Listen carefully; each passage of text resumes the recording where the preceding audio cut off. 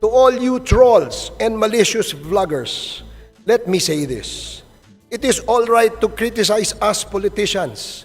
Kasama po sa trabaho at sa hazards ng public service yan. Pwede nyo kaming i-criticize hanggang magsawa kayo. Because we cannot be onion skin. You can criticize us all you want, as long as your criticisms are anchored on the discharge of our official duties and functions. But when you cross the line, Madam Speaker, and impute malice on what we do and attack our persons, you cease to be protected by your constitutional rights. Even the Supreme Court ruled that when your statements are done with malice, you are liable under the law.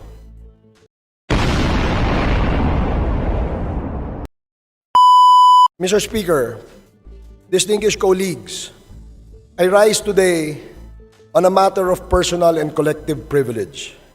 My subject, the trolls and our adventures with them. Personal as I am their victim. Collective as we have all been victims in one way or the other.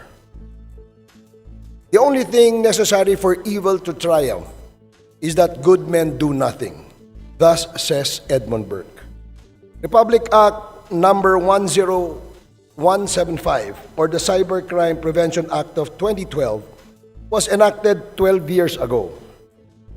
Some of the more important provisions of the law, specifically Section 9, mandated that the National Bureau of Investigation, the Philippine National Police, as well as the Department of Justice, to implement the provisions of the law. And Section 10 gave them the powers for this purpose. Section 26 of the same law created the Cybercrime Investigation and Coordinating Center, or the CICC, under the Office of the President for the same purpose, and enumerated its powers and functions under Section 27. Alas, despite these provisions, Madam Speaker, cybercrimes are committed every single minute, unabated and seemingly unstoppable. The lack of visible active prevention, intervention, suppression, and prosecution of the perpetrators is felt by the aggrieved citizenry. Despite the powers given to these agencies, Madam Speaker, criminals are having a heyday every day in the web. We seem to be helpless. To state the obvious, Madam Speaker, dozens or hundreds, if not thousands of trolls, probably paid by pogo and drug money, relentlessly attack personalities with total impunity. This has been happening for years without let-up, Madam Speaker. They get away with it. That is why they continue to thrive. It is a business that has become so profitable without having to pay taxes, no liability, and with the pleasure of being able to ruin reputations of people without having to worry about getting caught and punished. The ultimate goal of the trolls, Madam Speaker, is to create chaos and disorder by sowing false information, confusion, fear, and slander their subjects. We must not let them win. Law and order must be preserved to ensure peace and stability in our society. Trolling is the means to destroy this peace and create chaos. These trolls get paid, and we all know that. The sheer number of trolls and the amount of false information that they flood the web with will give you an idea on the value or amount of money needed to pay them. Who is the innocent person who is bound to benefit from their trolling? Will this innocent person disburse enormous amount of money and laugh out loud at the false information being disseminated? Obviously, Madam Speaker, the ones funding these malicious campaigns are the ones hurting the most. They are also the ones who have the vast financial resources to pay these trolls.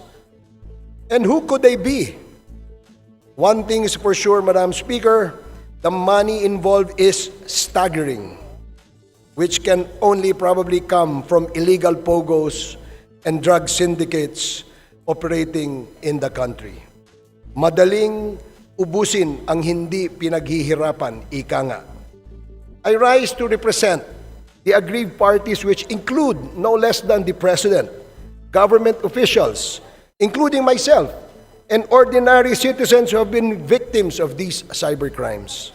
I call to action all our agencies in charge of investigating these crimes to be more active and make their presence felt so that our people may be protected by the civil servants who draw salaries from their taxes. Do not be passive and wait for complaints to be filed before you act on the obvious transgressions of the law. I am filing my complaint here now, Madam Speaker, and I hope everybody's listening. We have been targets of these possibly pogo and drug money sponsored trolls and vloggers. I was just watching in the sidelines, waiting for some action from the PNP, the NBI, and the CICC. But I waited too long, Madam Speaker. I hope I'm not waiting in vain. Today, I am telling every peace-loving, truth-believing, and God-fearing good men and women of this country, let us not allow evil to triumph. Let us do everything for good to always reign on this land. To all you trolls and malicious vloggers, let me say this. It is all right to criticize us politicians. Kasama po sa trabaho at sa hazards ng public service yan. Pwede nyo kaming i-criticize hanggang magsawa kayo because we cannot be onion-skinned. You can criticize us all you want as long as your criticisms are anchored on the discharge of our official duties and functions. But when you cross the line, Madam Speaker, and impute malice on what we do and attack our persons, you cease to be protected by your constitutional rights. Even the Supreme Court ruled that when your statements are done with malice, you are liable under the law. Panindigan na lang ninyo ang paninira ninyo. Hindi naman pwede na porke politiko, pwede mo nang akusahan ng lahat ng krimen at kasinungalingan, tapos wala ka ring pananagutan? Ano ka? Siniswerte? Matapang ka manira. Matapang kang mangutya. Tapos ayaw mong sumagot?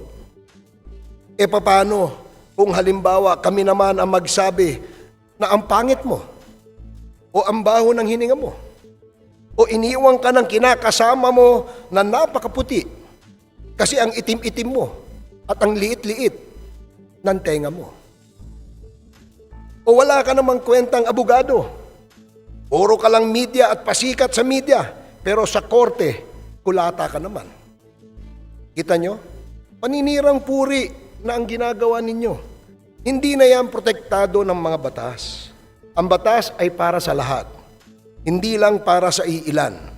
Kung may nalalaman kayo na freedom of speech, wala naman pong freedom to defame, freedom to insult, or freedom to slander.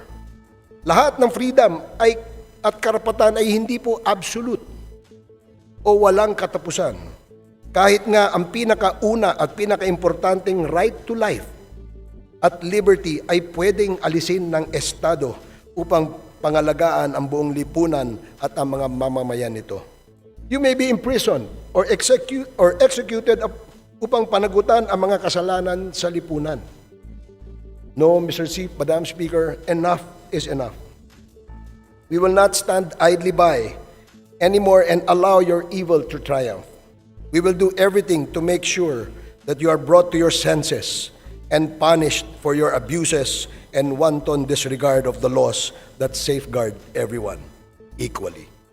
In closing, Madam Speaker, I would like to extend my regards to all the trolls and the malicious vloggers out there and wish them the best of luck as they journey into another dimension called reality.